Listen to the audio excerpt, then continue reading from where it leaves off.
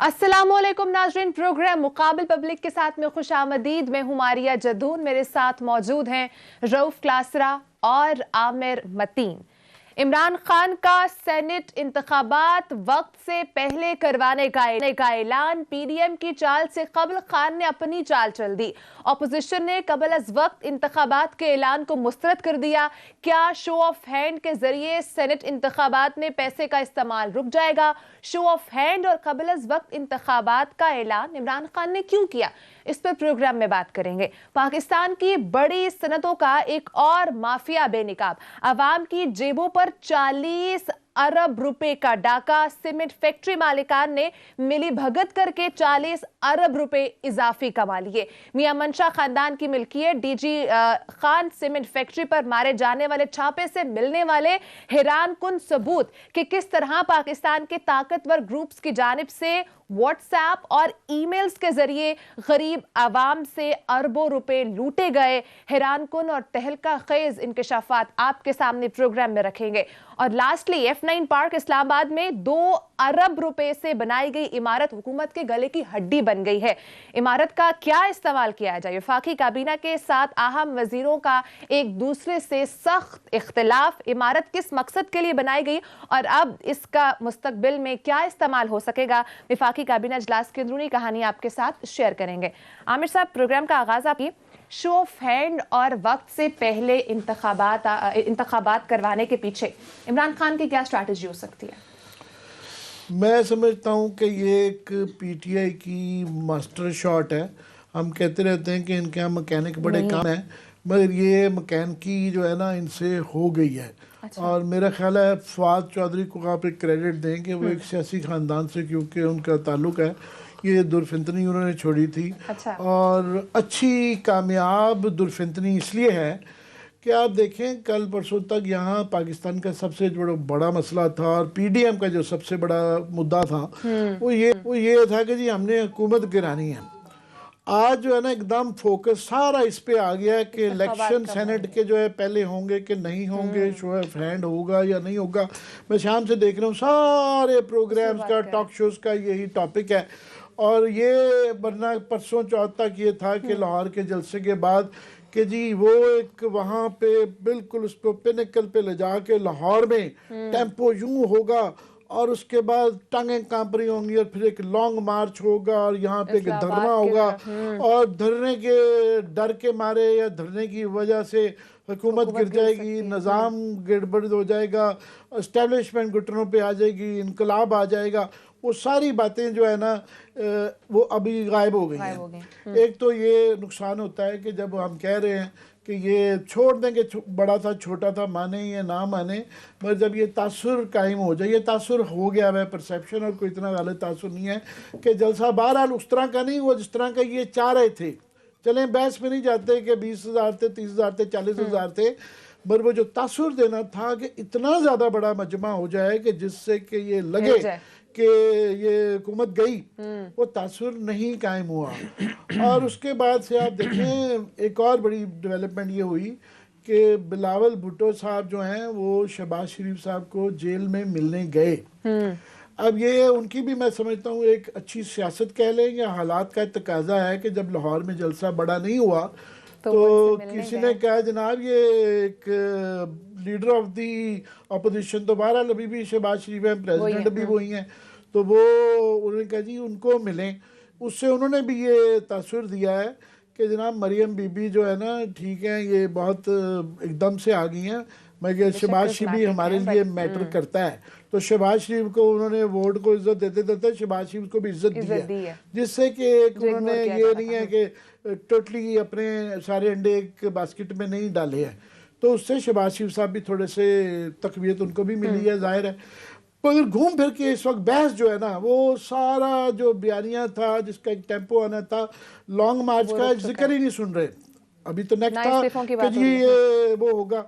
और मैं ही कह रहा था कि इन्होंने सारी जो पीडीएम ने गलती की है, पीडीएम का इशू इस्तीफों का इशू छेड़ के टोटली गलती की हुई है, क्योंकि सेनेट के अंदर से तो वो पहले ही इस्तीफा नहीं दे रहे थे। तो वो आज सनाउल्लाह साहब ने खैर ये तो क्लियर कर दिया कि जनाब पीडीएम का ताल्लुक सेनेट से नहीं है। तो बात ये है कि आप तो कह रहे हैं हमने निज़ाम ठीक खराब दड़म बड़म करना है और जो है इसको बदलना है, तो आप पार्शली जब ये कहते हैं तो आपका अपना बयानिया भी उसको भी एक झटका लगता है ना कि आप प्रोविंसेस और नेशनल असेंबली से दे रहे हैं, सेनेट से ना सिर्फ के दे नहीं रहे हैं, जब आप नज़र आएंगे कि उसमें पार्टिसिपेट कर रहे हैं और प्रोविंसेस में चारों सूबों के अंदर पार्टिसिपेट कर रहे हैं, नेशनल असेंबली भी कर रहे हैं, तो ऑटोमेटिकली आप एक किस्म का इस सिस्टम को वो एक तकवीत दे रहे हैं ना। तो अगर आपने वो किया कि जना हमने गिराना है और हम इसको मानते ही नहीं है, तो फिर आप या फिर पूरा जाते हैं या नहीं जाते हैं। अब कहने को तो अच्छी बात है कि पार्लियामानी उसके लिए मतलब है कि स्ट्रेंथ है कि जी इलेक्टोरल सिस्टम की, पार्लियामेंट्री सिस्टम की, कि वो आ रहे हैं, पर इनका तो ये बयानिया नहीं था, इनका तो बगावत का था कि हमने बगावत करनी है। तो बगावत के में एक दरार नज़र आती है, पहली बात। दूसरा आप आ जाएँ कि ये जो दो इशू आ गए हैं कि पहला वाली बात कि जनाब पहले करने में, तो मेरा ख्याल है कि पहले कराने में 1 महीना उसके अंदर गुंजाइश मौजूद है, 1 महीना पहले कराए जा सकते हैं। अब ये सवाल ये है उसके अंदर 2-3 कि हुकूमत ने ये इलेक्शन कमीशन को कहना है या सेनेट ने कहना होता है। ठीक है, मेरा ख्याल है कोई हर्ज नहीं है अगर सेनेट की मंजूरी हो, सेनेट में मेजॉरिटी ये कहे कि इलेक्शन कमीशन को करा लें, तो उनको उज़र देने की भी ज़रूरत नहीं है शायद। मेरी ये तशरीह है, मेरी गलत भी हो सकती है। और दूसरा ये है कि इलेक्शन कमीशन ने तो ज़्यादा से ज़्यादा ये देखना होता है कि ये 1-2 महीने के अंदर वो इंतजाम कर सकते हैं कि नहीं कर सकते हैं। तो उनका ना करने का कोई तुक नहीं बनती, क्योंकि ये कोई नेशनल असेंबली के इलेक्शन नहीं हो रहे या सूबे के नहीं हो रहे कि उनको पूरे पाकिस्तान में लॉजिस्टिक्स करना है। ये सिर्फ 4 असेंबलियों के अंदर जो है ना लॉजिस्टिक्स का इंतजार करना होता है, वो असेंबलियाँ खुद ही कर लेती हैं। कोई जिस तरह एक बिल पास किया जाता है उस तरह ये इलेक्शन का हो जाता है। इसके लिए बहुत ज़्यादा कोई मेहनत करने की या बहुत ज़्यादा लॉजिस्टिकल इशू नहीं होता। तो ये मगर बहस आ गई है इस पे कि जी ये सारी कौम जो है ये पीडीएम जो इस पे लग गई है, कुछ कह रहे हैं हमने नहीं होना देना पहले, कुछ वो है। हालांकि कोई फर्क नहीं पड़ता, क्योंकि जिस दिन उन्होंने रिटायर होना है वो उसी दिन होना है। नए सेनेटर्स ने 1 महीना पहले जाके नहीं बैठ जाना, सिर्फ इलेक्शन पहले होने हैं। बैठना उन्होंने जो नई मौजूदा सेनेट है उसने उसी दिन ही अपने डिसॉल्व होना है। जो आधे लोगों ने जो पहली तारीख को होना था, जो 11 मार्च गालबन, तो वो 11 मार्च को ही उन्होंने सबने अपनी उनकी नौकरी जानी है, और जो नए वाले आने हैं उन्होंने उसी डेट को 12 मार्च के बाद जो है वो अपना ओथ लेना है और उसकी मेंबर बनना है। सो पहले इशू तो ये हो गया। दूसरा जो असल चीज़ है ना, vote of show off hand वाला इशला, मैं समझता हूँ ये पीटीआई का एक अखलाकी तौर पे भी और सियासी तौर पे भी बहुत अच्छी मूव है। वो इसलिए है कि वो कल को ये कह सकेंगे, ये जो बहस पड़ गई है कि जनाब ये इसमें हम देखेंगे कि इसके लिए आईनी तरमीम और की ज़रूरत है या कानून की तरमीम से ही वो हो सकता है या ऑर्डिनेंस के भी है। बार कैफ अगर लेट से कि ऑर्डनरी उससे भी होना हो तो ये अच्छी चीज़ है कि बाकी पार्टियों को इसमें ले लेना चाहिए, क्योंकि सिर्फ शो इसके अंदर जो है ये मुतनासिब नुमाइंदगी होती है, एक वोट नहीं होता। बहरहाल दूसरा वोट भी 2 वोट डालने होते हैं आपने। पहला वोट होता है, अगर वो आपके ज़्यादा वोट हो जाए तो वो फिर परसेंटेज से जाता है, वो बड़ा कॉम्प्लिकेटेड सिस्टम है। तो आप ये शो ऑफ हैंड से एक का तो आप कर सकते हैं, जो बाकी परसेंटेज से जो बनने हैं वो कॉम्प्लिकेटेड है, जिसके साथ पार्टीज़ को बहरहाल बैठना पड़ेगा। अगर नया तरीका भी निकाला जाए वो अकेली गवर्नमेंट नहीं कर सकेगी, पार्टियों का उसके साथ कंसल्टेशन बड़ी ज़रूरी है। मगर मैं समझता हूँ कि अखलाकी तौर पर हम सारे हर सेनेट के इलेक्शन के ऊपर रोते हैं, और क्रासा साहब तो मेरे से भी ज़्यादा रोते हैं कि हमें तकलीफ़ होती है कि जनाब ये बहरहाल यहाँ ख़रीदो फरोख्त हर उसमें होता है, और जब वो ख़रीदो फरोख्त होती है, लोग करोड़ों खर्च के जब वो सेनेटर वज़रात आते हैं तो वो पैसे भी पूरे करते हैं। फिर हमें पता है कि यहाँ पे कौन कौन सी कमेटियाँ हैं कि ये जो कंस्ट्रक्शन माफिया है पूरा वो पैसे खर्च के आता है, और वो ही फिर कंस्ट्रक्शन की पॉलिसी के ऊपर जो है ना वॉच डॉग भी बनता है। फिर वही लोग जो मुख्तलिफ इस तरह की कमेटियाँ CDA की या जहाँ से माल पानी होता है, फिर वहाँ से वो पूरे करते हैं, और फिर वो वोट बेचते भी हैं क्योंकि वो वोट ख़रीद के आए होते हैं। तो सारा निज़ाम जो है ना वो बैठ जाता है। तो बहरहाल इसका कोई ना कोई तरीका कि जनाब इसको चाहे आईनी तरमीम से करना है या कानून से तब्दील करना है या कंसल्टेशन से करना है, इसको करना चाहिए। ये ख़ास तौर पे PDM और पीपल्स पार्टी और नून लीग ये कहते हुए अच्छे नहीं लगते, ना सियासी तौर पे ना इखलाकी तौर पे। वो इसलिए इनका तो सारा नारा ही यही है कि वोट को इज्जत दो। वोट को इज्जत क्या है कि वोट के अंदर धांधली ना हो, खरीदो फरोख्त का सिलसिला ना हो। और ये सिर्फ कि सेनेट के इलेक्शन नहीं होंगे, सेनेट के बाद फिर डिप्टी चेयरमैन ने भी इलेक्ट होना है और चेयरमैन ने भी इलेक्ट होना है, उसके अंदर भी ये फिर खरीदो फरोख्त होती है। तो ये बहरहाल जो है इनका अपना एक तो ये है कि नारा के वोट को इज्जत दो के हवाले से इनको बैठना चाहिए। दूसरा मैं समझता हूँ कि इस पे एस्टेब्लिशमेंट और पीडीएम, जरा गौर कीजिएगा, मैं आपकी तवज्जो, खास तवज्जो चाहता हूँ जुमले पे, कि पहले एस्टेब्लिशमेंट और पीडीएम जो है एक पेज पे आ गए हैं। वो इसलिए आ गए हैं कि ये सबसे बड़ा जो प्लेयर होता है ख़ास तौर पे बलूचिस्तान में और केपी में भी काफ़ी हद तक, वहाँ पे ये जो सेनेटर ख़रीदो फरोख्त की जाती है, ये इस्टेब्लिशमेंट का सबसे बड़ा इसके अंदर शेयर भी होता है, इंटरेस्ट भी होता है, मुफाद होता है। ये पिछले सेनेट इलेक्शन में कोई ढकी छुपी बात नहीं है। वो जो जिन्होंने ख़रीदे थे उन्होंने पैसे पकड़ा दिए थे कि जनाब ये, उन्होंने कहा जी आप एक के नहीं दो के देंगे, दो हमने भी अपने करवाने होते हैं। सबको पता था उनके सेनेटर्स कौन से हैं। तो सारा सिस्टम जो है, मुझे लगता है कि पीटीआई को पीडीएम से ज़्यादा ख़तरा वो इस्टेब्लिशमेंट से है कि ये हमारे वोट लाएंगे, ये फिर अपनी मर्जी के सेनेट के अंदर बंदे रखवाएंगे, ये हमारा वो जाएगा। दूसरा मैं समझता हूँ कि अगर ये फॉर एग्जाम्पल अगर नहीं ऐसे हो पाता, पुराने तरीके से ही होता है, ये पीटीआई फेल हो जाएगी, तो कल को नून लीग और पीटीआई और सारी पीडीएम शोर नहीं मचा सकेगी कि देखा धांधली हुई। पीटीआई ये कहेगी कि जनाब हम जब आपसे कह रहे थे कि ये करवाने का तो आपने इसके हमारा साथ नहीं दिया था, तो अब आप कैसे कह सकते हैं कि जी आपके साथ ये धोखा हुआ है। और याद रहे, सबसे ज्यादा जो ताकत होती है या वोट खरीदने की इस्तात होती है, इख्तियार होता है, वो हमेशा गवर्नमेंट के पास होता है, क्योंकि गवर्नमेंट से ज्यादा ताकत और रिसोर्सेज किसी के पास नहीं होती है। अगर गवर्नमेंट चाहे, ये नहीं है कि जो आसिफ जरदारी साहब बड़े कारीगर हैं और जी ये काम नून लीगियों को बड़ा आता है। माल खर्चने का जो है नियत होनी चाहिए। इसके लिए क्या है, पैसा होना चाहिए, और पैसा कारीगरी करने की नियत होनी होगी कि हमने खरीदना है, तो आप जो मर्जी सेनेट खरीद लिया, और गवर्नमेंट से ज़्यादा नहीं खरीद सकते। तो मैं समझता हूँ इमरान खान मॉरली तौर पे ये, वो पिछली दफ़ा भी उनके साथ वो 30 बंदे उन्होंने निकाले थे, ये नहीं कि वो ये खरीदो फरोख्त नहीं कर सकते थे, वो उन्होंने नहीं खरीदे थे, जिसकी वजह से उनके वोट कम हो गए थे केपी की असेंबली के अंदर। तो जिसके बाद उन्होंने निकाले थे, तो वो अगर ये कह रहे हैं कि जनाब इसको इस चीज़ को ठीक किया जाए, तो ये रज़ा रब्बानी साहब अच्छे नहीं लगते हैं। उनका बड़ा एक कद काट है कि वो इस चीज़ को अपोज करें। हर एक इंसान को जो कि मॉरल हाई ग्राउंड लेने की कोशिश करता है, जो अखलाकी तौर पे किया है, अखलाकी तौर पे नहीं आप कह सकते कि इसको ठीक करें।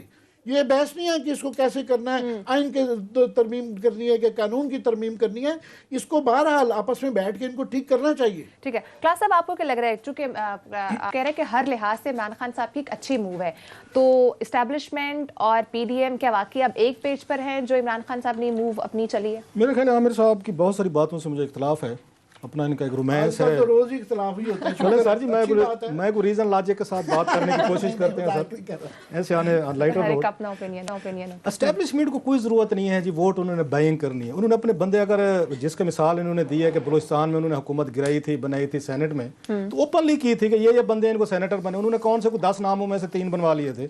अब भी वो जब चाहेंगे जनाब के ये 3 लोग हैं, इनको आपने अपनी पार्टी से सेनेटर बनवाने, वो बनवाएंगे। ये पहले कौन सी कोई ऐसी अनहोनी है कि वहाँ पे खुफिया वोटिंग होगी और खुफिया वोटिंग में से वो निकल जाएंगे, लिहाजा वो नहीं बन सकेंगे। तो अगर आप वहाँ पे शो ऑफ हैंड करवाएंगे तो एस्टेब्लिशमेंट को पता होगा फलां लोगों ने हमारे वोट दिलवाएं। सो जिन्होंने वहाँ पे करवाना है उन्होंने यहाँ सेनेट में इधर भी करवा लिया था, ओपनली आपके सामने हुआ। उन्होंने बलूचिस्तान से भी अपने सेनेटर, या आमिर साहब ही कह रहे हैं ना कि उन्हीं के 3-4 बंदे थे, उन्होंने करवा लिए, और बकौल आमिर साहब को सबको पता भी था ये एस्टेब्लिशमेंट के हैं। सो उन्हें इससे कोई फर्क नहीं पड़ता, आप वहाँ पे शो ऑफ हैंड के जरिए करवा लें या सीक्रेट पे करवा लें, एक चीज़। दूसरा, जो आमिर साहब जिसकी बड़ी ये स्ट्रांगली उसको वो कर रहे हैं, सपोर्ट कर रहे हैं ऑन हाई मॉरल ग्राउंड, तो कैबिनेट में तो इस पर भी डिस्कशन है, फिर उसको सपोर्ट करें। ये तो उसी तरफ जा रहे हैं, अथॉरिटेरियनिज्म की तरफ जा रहे हैं। मसलन वहाँ कैबिनेट में एक बात तजवीज़ है कि भाई साहब एक और काम करते हैं, और खान साहब की तरफ से तजवीज़ दी गई कि जनाब को जिन जिन पार्टीज़ के लोग हैं, जितनी जिसकी सीटें बनती हैं, किसी की 10 किसी की 5 अपनी अपनी असम्बली में, आप उनको थ्राइज कर दें जो पार्टीज़ के आपके हैं, आपके लीडर्स हैं, कि वो अपने नाम दे दें। ये जैसे खवातीन की आपकी होती है ना मखसूस नशिस्तें, आप उनका नाम दे दें, 30 हैं 20 हैं, जितना आपका कोटा बंद है उसके मुताबिक आप अपने बंदे नाम दे दें, हम उनको सेनेटर लगा देते हैं। तो इस पे किसी ने बेजरी फवाद चौधरी ने पॉइंट आउट किया, वहाँ के हजूर एक्सीलेंसी, अगर आप ये काम करने जा रहे हैं ना कि आप उसकी तरह खवातीन की नशिस्तों की तरह या उसकी मजदूरों की तरह या बाकी इस माइनॉरिटीज़ की तरह कि नॉमिनेट, तो सेनेट इज़ गॉन, ये तो फिनिश होगी फिर इसके बाद कि आप अब नॉमिनेटेड है कि एक वहाँ पे सेनेट ला रहे हैं, कोई इलेक्शन का कंसेप्ट ही नहीं है, लोगों को फ्री माइंड जो है इस्तेमाल करने नहीं दे रहे, आप उन्हें मौका ही नहीं दे रहे कि आके इस पे ये कुछ करें। लिहाजा उन्होंने कहा जनाब शो ऑफ हैंड पे। अब इस पे आते हैं शो ऑफ हैंड पे। मॉरली तौर पर आमिर साहब ठीक कह रहे हैं, ये मॉरल सिर्फ सेनेटर्स पे अप्लाई करते हैं या पार्टी हेड्स पे भी करते हैं, जो सबसे ज़्यादा करप्शन करते हैं, पैसा लेते हैं अपने चमचों को, अपने कड़छों को, अपने मनी लॉन्ड्रर को, जो इनके बिल्स देते हैं, इनको पार्टी फंड देते हैं, इनको डोनेशन देते हैं, इनको करोड़ों रुपए की बुलेट प्रूफ गाड़ियाँ लेके देते हैं, इनके बहर खर्चे उठाते हैं। अब नाम उठाएं, ये जो पिछले सेनेट आई थी, यहाँ पे बहुत सारे नवाज लीग ऐसे लोग लेके आई है जो पर्सनल लॉयलिस्ट थे, इसमें मनी लॉन्ड्रिंग पे जिन पे चार्जेस थे, जो अमेरिका से लाए गए, लंदन से लाए गए, याद है जुबैर गुल को ला रहे थे, ये सारे सब नहीं किया, नहीं हम कम किया, ज्यादा किया। ठहरते हैं जरा, मैं बता रहा हूँ, एक मिनट सर ठहरते हैं। अब उनके लिए ये जो इनका कोई क्राइटेरिया है, ये जो पार्टी चेयरमैन जो बने बैठे हैं, एक इन्होंने यहाँ पे क्लास बनवाई हुई है, कौमी असम्बली में एक लॉ है कि पार्टी की आप उस पॉलिसी के खिलाफ आप कोई वोट देंगे डिस्क्वालीफाई होंगे। जरा देखें कैसे पाकिस्तान का जमहूरी सिस्टम आपने वो कर दिया है, आपने हाईजैक कर दिया। वहाँ कांग्रेस का नहीं है, कांग्रेस को देखें वहां पे अलाउ करते हैं, अगर आप कोई बिल है, कोई चीज है, आप उस पर जाकर डिफरेंस आप उस पर दे सकते हैं, वोट दे सकते हैं वहां पे, उसमें बहुत सारा दफा होता है। लंदन में भी है जहां से मदर ऑफ ऑल डेमोक्रेसी लेते हैं कि लोग वहां पे फ्लोर क्रॉस करते हुए एक दूसरे को किसी आके इश्यू पे सपोर्ट करते हैं। इन्होंने क्या किया, 2000 जब इन्होंने 18वीं तरमीम बनवाई थी, इन्होंने स्वीपिंग पावर्स दी थी जो डिक्टेटर के पास पावर्स होती हैं, और इसी हाउस ने अपने हाथ बांधे थे। और मुझे याद है वहां पे 14वीं अमेंडमेंट उसमें आए थे, अगेन एक ही खतून थी, उसका नाम था कशमाला तारिक। अकेले उसने खड़े होकर कौमी असम्बली में, उन्होंने जो आपका 342 का हाउस है, उस अकेले ने रोला डाला था कि फॉर गॉड सेक आप लोग अपने हाथ बांध के 3-4 पार्टी के सरबराह जो हैं, वो जरदारी साहब हूँ, वो नवाज शरीफ साहब हूँ, शहबाज शरीफ साहब हूँ, मौलाना साहब हूँ, इमरान खान, आप उनके हाथ में हमारी किस्मत दे रहे हैं, और कल को वो खुदा बन के बैठ जाएंगे कि जो हमने कहा हुआ है वो आपका सहीफा है, आप उसके अगेंस्ट आप ना बात कर सकते हैं, ना तकरीर कर सकते हैं, ना वोट डाल सकते हैं, ना उसके अगेंस्ट जा सकते हैं। फिर आपकी डेमोक्रेसी कहाँ पे गई? आपने वहां पे बिठाए हुए लोगों के मुंह पे चिप लगा दी है कि ना आप तकरीर कर सकते हैं, ना उनके अगेंस्ट वोट जा सकते हैं। ये 4 लोग जो है ना, इमरान खान, जरदारी साहब, आपके मौलाना साहब और फिर नवाज शरीफ साहब, ये दुनिया के समझदार तरीन लोग हैं। ये जो कुछ कहेंगे, आपने भेड़ बकरियों की तरह वोट डालना है और आपने वही स्पीचेस करना, उससे हट के बात नहीं करनी आपने, ये कानून है। अब सुने जरा, अब सेनेट की तरफ आते हैं। अब इन्होंने कहा जी हाथ खड़े करेंगे। ये इमरान खान साहब जो अपने दोस्तों को लेके आए हैं, जिन्होंने अकोमोडेट किया है इन्होंने कैबिनेट में, जिनके बारे में गुलाम सरवर खान साहब ने कहा था टीवी इंटरव्यू में कि इमरान खान साहब के इतने सारे दोस्त आ गए, एडवाइजर ले हैं, अपने मुशीर ले हैं, कोई लंदन में कोई आपको पिक एंड ड्रॉप करता रहे, कोई दुबई में करता रहे, कोई पार्टी फंड देता रहे, कोई हॉस्पिटल के पैसे, कोई बकौल उनके आपके अपोजिशन के आपके खर्चे उठाता रहे। आपने उनको आके कैबिनेट के स्लॉट्स दिए। बेनज़ीर भुट्टो साहब ने ये कुछ किया था, उनको जो दुबई में वहाँ पे जितने भी वहाँ पे उनको आके फैसिलिटेट करते थे, टिकट ले दी, पार्टी फंड दे दिया, पैसे दे दिया, उनको उठा के आप हाउस में ले आए, उनको सेनेट में ले रहे। आपका यही काम जो है सेम नवाज शरीफ साहब ने किया है। ये उठाए ना जरा पिछले आपके 2017 के जो लोग आके अलर्ट किए, जुबैर गुल जैसा बंदा, उसके क्रेडेंशियल्स आप लंदन से उठा लें, जिन पे मनी लॉन्ड्रिंग FBI के चार्जेस से होटल चलाते थे, वहां पे गार्ड्स को बस टिकटें दी थी, अपने पर्सनल गार्ड्स उठा के अब सेनेट में ला रहे हैं। प्लस सेनेटर्स को ये कह रहे हैं कि आपने इस पे नहीं करना, मैं गार्ड अपना लेके आऊँ, मैं अपना पर्सनल मुलाजिम लेके आऊँ, मैं कुक लेके आऊँ, मैं बावर्ची लेके आऊँ, मैं जो भी जहाँ ड्राइवर को मैं भी जहाँ सीट पे उसको खड़ा करूंगा, आपने डेविएट नहीं करना, क्योंकि मेरे उससे इंटरेस्ट है, क्योंकि मेरे उसने लंदन में खर्चे उठाए, क्योंकि उसने मुझे पैसे दिए हैं। ये TT स्कैंडल क्या था? ये TT स्कैंडल शहजाद अकबर साहब कहते हैं, उन्होंने सलमान शहबाज साहब पे क्या कहा था कि पार्टी के फंड के नाम पे बहुत सारी TTs आई हैं जो इनके अपने पर्सनल अकाउंट्स में जाती रही हैं, कि लोगों से आप 4-4, 5-5 करोड़ रुपया लेते हैं। अब होगा क्या? अब इमरान खान साहब फैसला करेंगे, इनकी पार्टी फैसला नहीं करेगी, जरा जहन में रखें, पार्टी फैसला नहीं करेगी, इमरान खान साहब करेंगे, who is the loyalist, Nawaz Sharif sahab करेंगे, जरदारी साहब करेंगे, मौलाना करेंगे, किसको हमने टिकट देनी है। उन्होंने अब आके उन्होंने पार्टी को खुश नहीं करना, उन्होंने पार्टी हेड को खुश करना है, उसको ब्राइब करें, पैसा दें, उसके साथ बैठकर तल्लुकात, अपना पुराने खर्चे। और सेनेटर्स आपने हाथ खड़े करके जिस बंदे में मैंने हाथ रखा है उसी को वोट देना है। अगर आपने नहीं दिया, चाहे उसमें करप्शन के केसेस हैं, उसमें मनी लॉन्ड्रिंग के केसेस हैं, मतलब आप आजम सवाती को देख लें, आजम सवाती जैसा बंदा जो है वो आपको सेनेटर बन के आया हुआ है। मैं उसी तरफ आ रहा था, नहीं आ रहे थे आप, आपने सब पार्टी 18 मिनट इनके हाई मॉरल ग्राउंड इनको करार दिया। ये इनके हाई मॉरल ग्राउंड है, या तो ये बहुत अच्छे बंदे लाते जिसपे क्वेश्चन ना हो सकते, ये इमरान खान साहब की पार्टी के आके इन्होंने जिन लोगों को टिकट मैं दिए यही हैं कह रहा उन था पे सारी question नहीं पार्टी सकता। पे हुआ, मैं यही कह रहा था, अब मेरी बात कह रहे हैं आप। अच्छा मैं आपकी बात मैं कैसे कर रहा हूँ? आवाम ने कहा नून लीग, तो मैंने कहा सब पार्टीज में ऐसे ही हो रहा है। सर ये गलत हो रहा है, मैं फिर कह रहा हूं। अगर आप अपने सेनेटर्स को या अपने इनको वोटर्स के जो आपकी कौमी असेंबली है सूबे है, उनको माइंड नहीं इस्तेमाल करने दे। आपके दो सूबे हैं जहां पे सबसे ज्यादा पैसा लगता है। आप पंजाब को कुछ भी कहें, सिंध को कुछ भी कहें, वहां पे पार्टी हेड्स फैसला करते हैं किस किस को जाएगा। ये वहां पे पैसा नहीं चलता ज्यादा। मैं आपको आप सेनेट में या केपीके में सबसे ज्यादा पैसा चलता है या बलोचिस्तान में चलता है, जो सबसे ज्यादा वहां से मजहबी जमातें आती हैं और हमें सिखाने की कोशिश करते हैं जमात इस्लामी मौलाना साहब जो है सबसे ज्यादा वहां फोकस मुल्ला होती है। महमूद को एक दफा हर दफा क्यों दिया जाता है, उसका क्या ताल्लुक आमिर है साहब, आप JUI मुझे से? बताएं, कोई ना, आजम सवाती ने पहले JUI से ली, हर फिर जगह यहाँ ली। से ली, वो हर जगह से लेगा। आप मुझे बताएं कि वहां पे आपकी कौमी असेंबली या प्रोविंशियल असेंबली में वहां पे आपके एमपीज बैठे हैं जो इनका कैरेक्टर जानते हैं, जो इनकी उसमें स्मगलर्स आ रहे हैं, उसमें बैरन्स आ रहे हैं, उसमें बहुत सारे जिन पे सीरियस एलिगेशंस है, उनको सेनेट के आप टिकट्स दे रहे हैं, बिल्डर्स आ रहे हैं, कंट्रैक्टर। जो सेनेट आपका बहुत बड़ा आपका इदारा था वो तबाह होकर रह गया कि सारे लोग स्टेक्स के साथ आ गए। यहाँ पे आपने लगा आपका कल को प्रोविंशियल असेंबली का मेंबर जो उनका कैरेक्टर जानता है, आपने क्योंकि पार्टी चीफ को ब्रेव कर दिया, आपने उसको माल खिला दिया, उसको बहुत बड़ी बुलेट प्रूफ गाड़ी ले लिया, बहस जैसे मैंने कहा खाने पीने, आपने डोनेशन वगैरह, ATM बन गए, आपको टिकट मिल गए। अब आपने आके हर सूरत में उसको वोट डालने नहीं डालेंगे, आप डिस्क्वालीफाई होंगे। आप इसको जमहूरियत कहते हैं, ये हाई मॉरल ग्राउंड है सर। ये पहला हाई मॉरल ग्राउंड, ये क़यादत अपने आप पे आके अप्लाई करे। अगर आजम सवाती साहब जैसे बंदे जिन पे ये 5 GIT की रिपोर्ट्स पढ़े, मैं सिर्फ एक मिसाल दे रहा हूँ, तेरा मैं नहीं, उनको सेनेटर बना के ले आएंगे और MNAs को कहेंगे, MPs को कहेंगे इन्हीं को वोट दिखाने और हमें दिखा के देने हैं, नहीं तो हम डिस्क्वालीफाई कर देंगे। ये सर जमहूरियत नहीं है, ये आपकी सियासी डिक्टेटरशिप है। मैं बिल्कुल आपसे एग्री करता हूँ। आप ना करें, अब आप उसी मौके पे कायम रहें आमिर भाई। बात ये है कि सबसे बड़ा जो प्रेशर होता है ना, वो जमहूरी इखलाकी सियासी होता है। हुआ क्यों था, ये 14वीं तरमीम लाई इसलिए गई थी कि उससे पहले छांगा मांगा और ये वोट ऑफ कॉन्फिडेंस के लोग पैसे खरीद के वो किया था। उसको रोकने के लिए आप दूसरी एक्सट्रीम पे चले गए कि आपने फिर नवाज शरीफ साहब ने कहा कि मुझे बिल्कुल अमीरुल मोमिनीन वाले इख्तियारात दें। ये उन्होंने बनवाई और बिल्कुल वो जो है टोटली एब्सोल्यूट पावर्स हैं। वो फिर अब टोटली वो आ गया। उसके बाद ये जो जिस तरह खवातीन का कोटा मिसयूज होता है, जिस तरह ये वाला होता है, किसियाँ चाचियाँ मासी घर के कुक नहीं छोड़े, गार्ड्स नहीं छोड़े, मैस्यूज नहीं छोड़े, मसाज करने वालों को सेनेटर और आपने MNA MPA बनाया हुआ है। और वो चमचागिरी रोज आप देखते हैं जो खवातीन के कोटे में जो आई हुई हैं, वो सारा दिन चमचागिरी के अलावा कोई काम नहीं करती। वो एलिटिस्ट वो मेकअप करके, मैं उनके नाम ही नहीं लेता, तो 2-4 जो वो बैठी होती हैं, वो बात ये कि बड़ा अच्छी उसकी कॉज थी। ये विमेन कोटा होना चाहिए। ये आप अफर्मेटिव एक्शन कर रहे हैं कि उनको बराबर लाने के लिए, मन में चूज हो रहा है।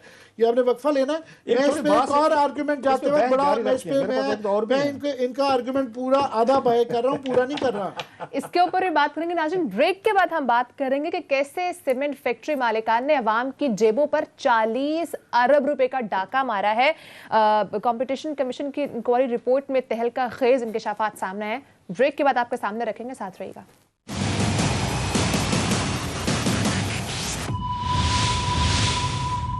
वेलकम बैक नाज़रीन। आमिर साहब, क्या आर्गुमेंट है आपका? मैं ये कहना चाहूँगा कि वैसे ये जो क्लास साहब ने बाई पार्टीजनशिप इसको कहा जाता है कि आप इश्यूज़ के हवाले से अपनी सिर्फ पार्टी के अगेंस्ट भी कई दफ़ा जाते हैं। तो टेक्निकली तो हमारे यहाँ भी ये है कि आप मनी बिल और जो वोट ऑफ कॉन्फिडेंस के अलावा जो है ना, बाकी चीज़ों में आप गवर्नमेंट के गिलास डाल देते हैं। मगर 4वीं तरमीम में पार्टी हेड्स को इतनी ज़्यादा इख्तियार दिए हैं कि वो किसी भी पार्टी के मेंबर को वो डिस्क्वालीफाई करवा सकते हैं। सो वो एक किस्म का ख़त्म हो गया। और मुख्तलिफ दुनिया की ये बड़ी बहस रहती है कि कितनी लाओ, मगर ये जो इतनी पोलराइज सोसाइटी हमारी हो गई है, ये इसलिए भी हो गई है क्योंकि ये गुंजाइश नहीं छोड़ी भी। अच्छी असम्बलियाँ दुनिया में वो मानी जाती हैं जो इसकी बगैर धोखाधड़ी के साथ अलावा जो है एक गुंजाइश निकालें कि इशू टू इशू जो है अपने मेंबर्स जो हैं कई दफ़ा थोड़ा सा वो अपनी पार्टी से इख्तलाफ भी कर सकें। इससे पार्टी के अंदर भी वो नहीं होता, उसकी वजह से वो टोटल डिक्टेटर्स पार्टी के अंदर तमाम हेड्स बन गए हुए हैं। और ये सेनेट का जो दूसरा मकसद है, सेनेट का सबसे बड़ा मकसद ये है कि सेनेट जो है फेडरेशन को रिप्रेजेंट करती है कि इसमें बड़ा सूबा टेक ओवर नहीं कर लेता, तमाम इकाइयों को बराबर की सीटें मिलती हैं। पहला सबसे बड़ा मकसद ये है। दूसरा मकसद सेनेट का ये है कि आपको डायरेक्टली आप कई दफ़ा इलेक्ट नहीं करवा सकते। जो आपको एक बंदा, एक ख़ास टेक्नोक्रेट चाहिए होते हैं ना, जो तो वो आपको वो वोट कई दफ़ा वो टेक्नोक्रेट साहब जो है ना वो इलेक्शन नहीं जीत सकते, तो आपको सेनेट प्रोवाइड करती है कि ना सिर्फ कि आपने टेक्नोक्रेट चुने बल्कि आपके लिए लाजिम है कि टेक्नोक्रेट की सीट बना दी गई है कि जिसमें वो सिर्फ टेक्नोक्रेट आ सकता है। ये जो जिस तरह पीटीआई ने अभी कि सेनेट से भी ये बंदे लाए और उन्होंने बिल्कुल एटीएम्स को आधे से ज़्यादा इनके जो बंदे थे वो बिल्कुल लोगों को समझ नहीं आता, सबको पता था कि एटीएम्स को इन्होंने दिए हैं। इस दौर फिर इनके पास मौका है कि ये वो उस मौके को फ़ायदा नहीं उठाते और फिर ये ऐसे पीएम्स जो है ना ये 20-30 जो पूरी एक स्क्वाड रखा हुआ है, एक से एक 2 नंबर है, सारी रोज़ जिनकी वजह से इनको हमारी वजह से भी सुननी पड़ती है, हर एक को सुननी पड़ती है। अब तो अदालतें कहनी शुरू हो गई हैं कि जनाब ये ऐसे पीएम्स आपको इनको अनइलेक्टेड लोगों को आप क्यों ये लाते हैं। तो सेनेट ये मौका प्रोवाइड करती है कि जनाब ये खुदा के लिए ये आप टेक्नोक्रेट जो टेक्नोक्रेट कहते हैं ना ये इधर से लेके आए और इनके टेक्नोक्रेट पहले भी बैठे हुए हैं, वो उनको नहीं लाना आता क्योंकि इन्होंने इस तरह ही ये वाला करना है। तो मैं समझता हूँ कि बुनियादी बात ये है कि इसका तरीकाकार निकल आता है अगर नीयत हो कि ये बेईमानी भी कम हो वरना वो भी हो। मगर ये सिर्फ ज़रूर क्लास साहब का ये कह रहे हैं कि वो पहले वो खुद अपना माल पानी कमाते थे, बेचते थे, ये कह रहे हैं कि प्रेसिडेंट को बेचने दो, जो पार्टी हेड है वो बेचे, ये माल बनाए वो ना माल बनाए। ये क्वेश्चन दैट्स द पॉइंट। अब आमिर साहब की एक दो और मिसालें दे। तो अब आमिर साहब और मैं एक पेज पे आ रहे हैं। ओके, आहिस्ता एस एस्टैब्लिशमेंट और पीटीएम बकौल इनके एक पेज पे। अब इसका एक और तरीका है, फिर ये शो ऑफ हैंड करवाना चाहते हैं। इमरान खान साहब बड़ी स्मार्ट गेम खेल रहे हैं। वो जो बात आमिर ने की है ना 20 लोगों ने बेचा था वोट, इन्होंने कहा पैसा तो उनके पास गया है, हमारी पार्टी के पास तो कुछ नहीं आया, या जो 20 लोग ने निकाले थे। उस वक्त खान साहब क्या कहते थे, जिन 20 लोगों को सिलेक्ट किया था, आप और मैंने किया था, खान साहब ने किया था ये नारा कह के अगर टॉप पे लीडरशिप ठीक हो तो नीचे बेमानी नहीं होती। आपके नीचे हुए थे, आपने सेलेक्ट किए थे, वो 20 लोग थे, उन्हीं को टिकटें दी थी, जिसमें खवातीन भी थी, सारे थे। उन टॉप ने आपकी पार्टी का लोगों ने जिन्होंने आप पे एतबार किया, आपको कह के उन्होंने वोट दिए, उनसे वोट लेने के बाद आपने सेलेक्ट किया, उन्होंने जाके वोट बेचे। आपने खुद कहा इसका मतलब यह है कि आप पे पूरा भरोसा नहीं किया जा सकता कि जिन लोगों को आप सेलेक्ट कर रहे हैं और ये नारा कह रहे हैं कि जनाब जिनको मैं इलेक्ट करूंगा सेलेक्ट करूंगा वो बड़े ईमानदार होंगे, वो अब जमीर नहीं बेचेंगे। आपकी पार्टी के लोगों ने खुद जमीर बेचे, आपने खुद, आपको पता है 20 लोग निकाले। इट मींस आप क्या कह रहे थे, आप कह रहे थे हमारी पार्टी माल बनाएगी, पैसा बनाएगी, आप नहीं बनाएंगे। एमपीज एमएनएस कहते हैं भाई साहब आप वहां से मनी लॉन्ड्रर उठा के ले आते हैं, कुक ले आते हैं, ड्राइवर ले आते हैं, अपने जो आपकी बेनिफिशरीज हैं, एटीएम जो आपको खिलाते हैं उनको ले आते हैं, उनको टिकटें देते हैं, आप अपना माल अपना एक साइड पे कर लेते हैं। अगर हम थोड़ा सा कोई अपनी चूंच गीली कर लेते हैं माफिया की जबान में, अगर हमारी कोई थोड़े से 2-4 दाने शाने हमको खा लेते हैं, आप लोगों को बड़ी गैरत आ जाती है, आपको बड़ी मोरालिटी याद आ जाती है, आपको सियासत याद आ जाती है। मसलन मुझे ये बताएं, ये जो जुल्फी बुखारी साहब हैं, एक अरशद शरीफ साहब को यार जरा ढूंढ कर रखिएगा, क्लिप आपको मिल जाएगा राना साहब। जरा अरशद शरीफ ने इंटरव्यू किया इमरान खान साहब का, अभी आ जाएगा क्लिप मिल जाएगा, उसमें उन्होंने पूछा जुल्फी बुखारी साहब कौन है। अब जरा देखें कि इस मुल्क में कैसे यहाँ पे लाट आई है, जो बड़े बड़े अच्छे लोग हमें कहते हैं ना इनको आपने हाथ खड़ा करके वोट देना, नहीं दिया तो पार्टी से निकाल देंगे, डिस्क्वालीफाई। तो खान साहब ने कहा वो मेरा 8-10 साल से दोस्त है, बड़ा जबरदस्त आदमी है, बड़ा जबरदस्त कारोबार है लंदन में। उन्होंने कहा जनाब आपका दोस्त हुआ कि जी। अरशद ने पूछा वो कारोबार क्या करता है, कहते ये तो मुझे नहीं पता। जिसके कारोबार का इमरान खान साहब को नहीं पता, वो पिक एंड ड्रॉप करता रहा है वहां पे आपको एयरपोर्ट से लेकर गाड़ियां शाड़ियां जो भी होते हैं, और भी बड़े सारे लोग हैं। रहमान मलिक साहब ऐसे है, मुझे पता है लंदन में बेनजीर भुट्टो साहबा के लिए ये पिक एंड ड्रॉप टिकटें वगैरह करते थे, वो सेनेट वजीर दाखिला बना दिए गए। आई कैन गिव यू मतलब 100। आमिर साहब को मुझसे ज्यादा पता है, जिसके बारे में इमरान खान साहब को नहीं पता इस बंदे का लंदन में कारोबार क्या है, क्योंकि वो इमरान खान साहब का जाती दोस्त है, उन्हीं के साथ उठता बैठता है, करता कराता है। उसको उठा के आपने आके वजीर बनाया है, कैबिनेट का सबसे इंपॉर्टेंट आदमी है, आपके हर साथ दौरे में होता है, पूरा मुल्क चला रहा है। अब कल को उस पर सवाल किया जाए, उसको सेनेटर बनवाएंगे कल को सपोजली, उस पर इनके एमपीज कह देंगे भाई साहब इसके तो क्रेडेंशियल्स का खान साहब को खुद नहीं पता करता क्या है। अब उनका आए हैं ना एसेट्स, उसमें मुझे बता दें, ये जो इन्होंने अपने डिक्लेयर किए हैं अपने गोशवारे, उसमें मुझे बता दें जुल्फी बुखारी साहब का क्या कारोबार है वहाँ पे लंदन में, नजर आता है। वो बिल्डिंग किराए पे देते हैं मैक्सिमम, जो मुझे उसका नजर आता है, जो किराए पे बिल्डिंग देते हैं वो इस वक्त आपका पूरा पाकिस्तान चला रहे हैं। और खान साहब ने कहा क्योंकि मैंने कह दिया ना आपने इसको वोट डालने। एमपी कहते हैं भाई साहब इसके तो क्रेडेंशियल डॉट है, वो कहते हैं जनाब जुर्रत करके दिखाएं, हम कानून ला रहे हैं कि हाथ के जरिए आपने वोट डालना है। सो बेसिकली बिग करप्शन की जाएगी, जितने भी हाथ पे करेंगे आप इनके हाथ पांव बांध रहे हैं, आप सेनेट को बेकार कर रहे हैं। आप सेनेट में, हाँ एक और फिर तरीका है, ये मॉरल दिखाए ना, ऑप्शन मैं बताता हूँ क्या हो सकता है। फिर आप जनाब आपकी एक पार्लियामेंट्री पार्टी है, हर सूबे में आपके एमपीज हैं, उनका इजलास बुलवाएं, वहां पे उनसे नाम मांगें कि हमें बताएं कि हमारे क्रेडेंशियल्स का बंदा कौन है जिसको आप लोग वोट देना चाहते हैं। आपका ख्याल है आपके सूबे में से उनको जाके वहां पे उनको रिप्रेजेंट करना चाहिए। उनसे वोट लें, या वहाँ पे आप आगे सीक्रेट बैलेटिंग करवाएं अपनी तमाम पार्लियामेंट्री आपकी पार्टी जो है सूबों में एमपीज़ की या आपकी एमएनएज़ की, उनसे नाम लें, इनसे पूछें कितनी दफ़ा ऐसे हुआ है कि किसी पार्लियामेंट्री पार्टी ने बैठ के इनके एमपीज़ या एमएनएज़ ने इनको सजेस्ट किया हो कि सर हम ये चाहते हैं कि ये फलां लोग होने चाहिए। आज तक कभी सुना है सर आपने?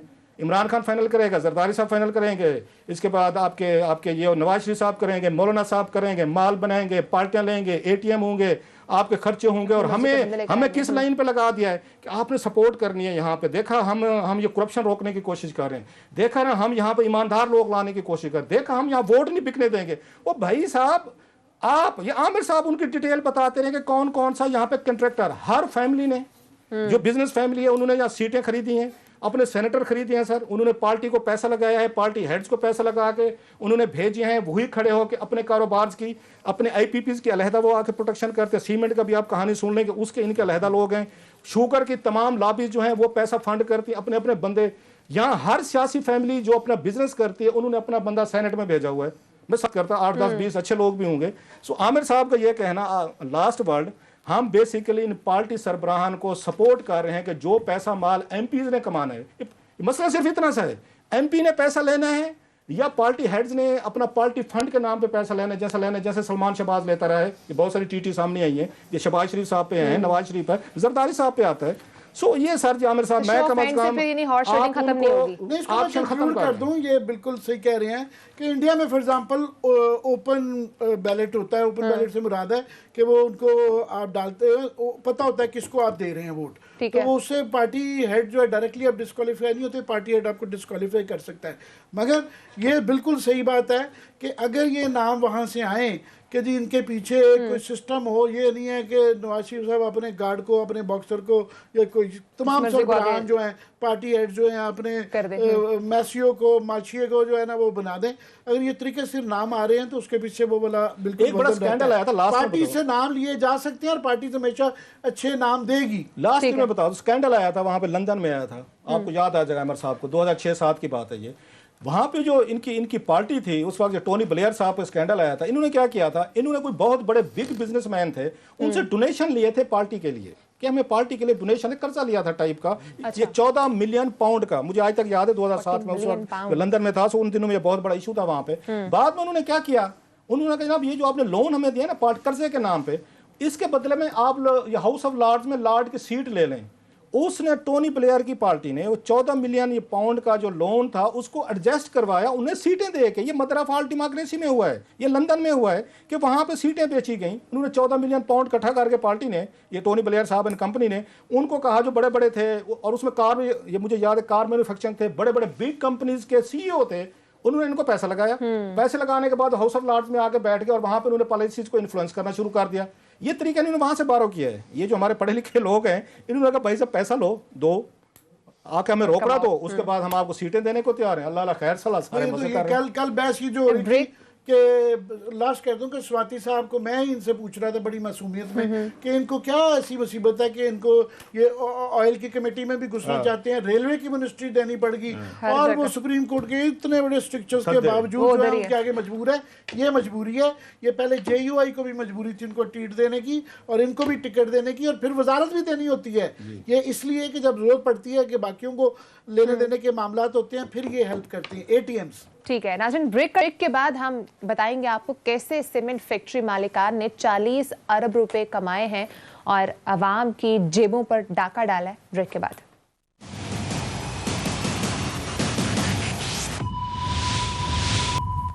Welcome back. नाज़रीन, जिस क्लिप के बारे में क्लास साहब ब्रेक पे जाने से पहले बात कर रहे थे, जरा वो क्लिप देखिए कि इमरान खान साहब कितना कुछ जानते हैं जुल्फी बुखारी के बारे में।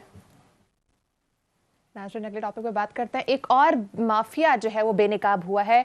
कंपटीशन कमीशन की इंक्वायरी रिपोर्ट में तहलका खेज इंकशाफात सामने आए कि किस तरीके से सीमेंट फैक्ट्री के जो मालिकान हैं उन्होंने आवाम की जेबों पर 40 अरब रुपए का डाका डाला है।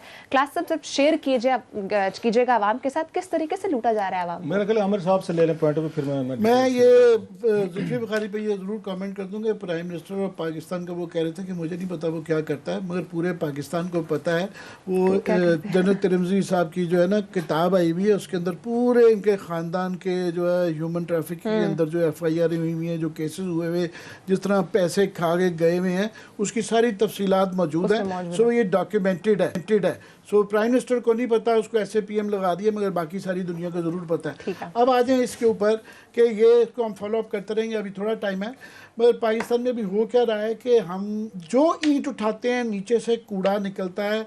आपने जो सेक्टर लेना हो, अभी हाल ही में आप देखें, पहले जो है चीनी का, फिर ये कल परसों जो ऑयल कंपनीज़ के ऊपर आया हुआ, जिसका ऑडिट, जिसका आप तफ्तीश करवाते हैं, JIT बनवाते हैं या मुसाबकती कमेटी की वो आता है अंदर से, उसके अंदर हर सेक्टर में यही है। और ये जो कल परसों कमेटी आई है, उन्होंने कहा जनाब ये बाकी रेगुलेटरी इदारों का भी करवा लें, तो गवर्नमेंट से पहले मैं कहूँगा करवा लें जो है। दूसरा ये है कि ना करवाएं अगर आपने इसका करना कुछ नहीं है। चीनी का जिस तरह अभी तक कुछ नहीं निकल रहा है, इसकी भी कमेटी बनाई है, हम इसके ऊपर नज़र रखेंगे ऑयल कंपनीज का क्या करते हैं। मगर ये एग्जैक्टली वही इसके अंदर जो है रिपोर्ट के अंदर पढ़ लें, जो चीनी के अंदर जिस तरीके से वो हुआ था, एग्जैक्टली वही रेप्लिका है। उसी तरीके से ही सीमेंट के अंदर भी माल बनाया गया है। ये 40 अरब रुपए का जो फिगर है, ये रिपोर्ट पे गालबन नहीं है, ये कल रिपोर्ट में है। अच्छा, मैंने इजली भी पूरी नज़र बनी नहीं, आपने पढ़ा होगा, मैं समझा ये कल्बी अली साहब ने शायद अपना नहीं। उन्होंने क्योंकि जिक्र किया हुआ है कि मैंने रिपोर्टर इनसे बात की किसी से। अच्छा, रिपोर्ट में 40 अरब रुपए का है कि 40 अरब रुपया जो है ये उसी तरीके से ही जो है ये एक साल के अंदर जो है सिर्फ उसी तरह ही व्हाट्सएप ग्रुप बना हुआ था कि जो ये सारे प्लेयर्स थे आपस में बैठ के ये डिसाइड कर लेते थे कि इसकी कितनी डिमांड सप्लाई करनी है, कैसे उसको कंट्रोल करना है कि प्राइस ये वाली रहे। उसी तरह ही उनके दरमियान में आपस में एक्सचेंज होता था, जिस तरह चीनी के अंदर था कि जनाब इतनी गोदाम में रखो, इतनी बाहर निकालो, इसका ये करो वो करो। मैं सिर्फ ये क्लास आप ज़्यादा तफसील से पढ़ी है, मैं सिर्फ इसकी एक चीज़ इसकी बता दूं कि मैं सिर्फ 3 महीने के अंदर जो है ना, इन्होंने जुलाई टू सितंबर जो क्वार्टर था उसके अंदर 2020 में, ये पिछले 3-4 माह में, अभी खास तौर पे क्योंकि हमें बताया जा रहा है कि कंस्ट्रक्शन जो है इसी में से नौकरियां निकलेंगी, सारी गवर्नमेंट का फोकस ये है। ये प्रॉफिटिंग करके आपने करना है कि इसके अंदर जो कंपनीज हैं 3 महीने के अंदर बेस्ट वे सीमेंट जो कि है उसने 502% मुनाफा कमाया है। ये लकी सीमेंट ने 133%, DG खान सीमेंट ने 75%, चिराट ने 191%, फौजी सीमेंट ने 138%, मेपल लीफ ने 11%। तो ये जो 500% मुनाफा अगर बनाया जा रहा है तो फिर ये कंस्ट्रक्शन का जो सारा आप कर रहे हैं, हमें बड़े उसके तरफ हमारी भी उंगलियां उठ जाएंगी, यार ये क्या हो रहा है। लास्ट में कि ये नॉर्थ जोन के लिए सिर्फ आई है क्योंकि साउथ जोन जो था सिंध हाई कोर्ट ने उसके ऊपर जो है स्टे दे दिया कि आप उसको नहीं छेड़ सकती हैं। ये मुसाबती कमेटी का 10-10 साल से चीनी का बाय द वे पहले फैसले आए हुए हैं, कोर्ट अदालतें जो उसको स्टे दे देती हैं, इस पे भी अदालतों को भी नज़र मारने की ज़रूरत है। खुदा के लिए इस मुल्क पे को रहम करें और ये आपके स्टेज वाला सिस्टम या गवर्नमेंट को चाहिए कि प्रोसिक्यूटर्स बेहतर करें। क्लास साहब, हमारे पास 2012 में भी इसके ऊपर एक इंक्वायरी का आगाज होता है, लेकिन लाहौर हाई कोर्ट से स्टे चल रहा था। तो क्या अब हम देखेंगे? मेरा ख्याल है, मैं गलत नहीं, सारी रिपोर्ट मैंने पढ़ी है, पूरा घंटा लगा के पॉइंट्स बने, बल्कि हमारे सबीउल हसन ने बड़े खूबसूरत इसको पढ़ के पॉइंट्स बनाए हैं जो स्क्रीन पे आपको नजर आ रहे हैं। 2-4 चीज़ें, क्योंकि टाइम बड़ा थोड़ा, हालांकि अगर ये पॉलिटिकल इशू ना हो तो मेरा ख्याल है इसको लीड हमारी स्टोरी होनी चाहिए थी कि अवाम की जेबों से 40 बिलियन रुपीज़ निकाला कि इमरान खान साहब ने जो ये कंस्ट्रक्शन का पैकेज दिया गया था ना, इस रिपोर्ट को अगर पढ़ लें, उस पैकेज में से आपकी इकॉनमी को जो फ़ायदा हुआ या नहीं हुआ, तो 40 बिलियन रुपीज़ इन्हीं सीमेंट वालों ने, इन्होंने तकरीबन 23 के करीब बनते हैं जो इनके डिफरेंट ट्रिकल डाउन इफेक्ट होता है, इन्हीं कंपनीज ने जो आपके 16-18 के करीब प्लांट्स हैं, इन्होंने 40 बिलियन रुपीज़ लोगों की जेब से निकाल लिया। ये रिपोर्ट कह रही है फारे। एक मैं मज़े की चीज़ इसमें समअप कर दूँ कि DG खान सीमेंट है, वहाँ से मिले। DG खान सीमेंट मंशा ग्रुप का है, मियां मंशा साहब जो है उन्हीं की फैमिली का है, उन्हीं के लोग जो है इसको चला रहे हैं। वहां पे इन्होंने छापा मारा, उनके व्हाट्सएप से, ईमेल से, इलेक्ट्रॉनिक से बड़ी खौफनाक किस्म की वही डिटेल निकली हैं जो चीनी रिपोर्ट पे आई थी कि ये बनाई गई थी, कंपनीज बनाई गई थी कि आप लोग आपस में कम्पीट करेंगे। यहाँ पे नो गो एरिया पहली दफ़ा में पता चल रहा है इस रिपोर्ट के जरिए। इस मुल्क में पहला नो गो एरिया का आया था MQM का, कि कराची में MQM ने एरिया बना लिए थे कि इन एरियाज में और पठान, पंजाबी, सराइकी, सिंधी एंटर नहीं हो सकता, नो गो एरिया। इसके बाद हम यहाँ पे समझते हैं फकीरों के बेगर्स के ग्रुप्स होते हैं, उन्होंने इलाके बांटे हुए होते हैं कि फलां फलां इलाके का ये हमारा है, इसमें आपने एंटर नहीं होना, वो दूसरा था। इसके बाद माफियाज होती हैं जो डॉन होते हैं, गॉड फादर होते हैं, जिन्होंने बारोज अपनी उन्होंने मैं उसकी न्यूयॉर्क फैमिलीज की बात कर रहा हूँ कि ये बारो हमारी है, ये इलाका हमारा है, फलां का डॉन उसमें नहीं आएगा, यहाँ पे हम करेंगे। चौथा ये ग्रुप सामने आया है जनाब, इन्होंने नो गो एरियाज बनाए हुए हैं, इसकी डिटेल मैं आपके साथ कल शेयर करूंगा। वो नो गो एरियाज क्या है? एक नॉर्थ एक ग्रुप है, एक साउथ ग्रुप है। नॉर्थ वाले जो हैं वो साउथ में सीमेंट नहीं बेचेंगे और साउथ वाले नॉर्थ में नहीं बेचेंगे, ताकि कंपटीशन ना रहे। आप अपनी मर्जी के प्राइस से तय करें, हम अपनी की ये तय करेंगे। इन्होंने व्हाट्सएप ग्रुप बनाया है, डेली एक दूसरे के साथ आज इसकी प्राइस ऊपर हमने कैसे लेके जानी है, आज कोटा इसका कम कर दो, आज प्रोडक्शन कम कर दो।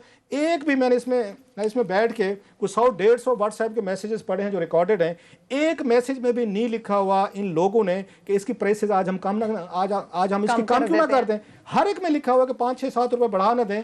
जनाब इमरान खान साहब के कंस्ट्रक्शन के पैकेज के बाद, जिसको वो बहुत बड़ी अपनी वो कामयाबी समझ रहे हैं, उसके बाद 40 बिलियन रुपीज इन्होंने 50 रुपीज पर बैग के हिसाब से वो कह रहे हैं कि इन्होंने 50 kg पे इन्होंने बढ़ाए हैं और ये आवाम की जेबों से उन्होंने पैसा लिया। वो लिंक कर रहे हैं कि बजट के साथ, कि बजट में कुछ FAD वगैरह कुछ इन्होंने थोड़े से कोई उसमें बढ़ाए थे।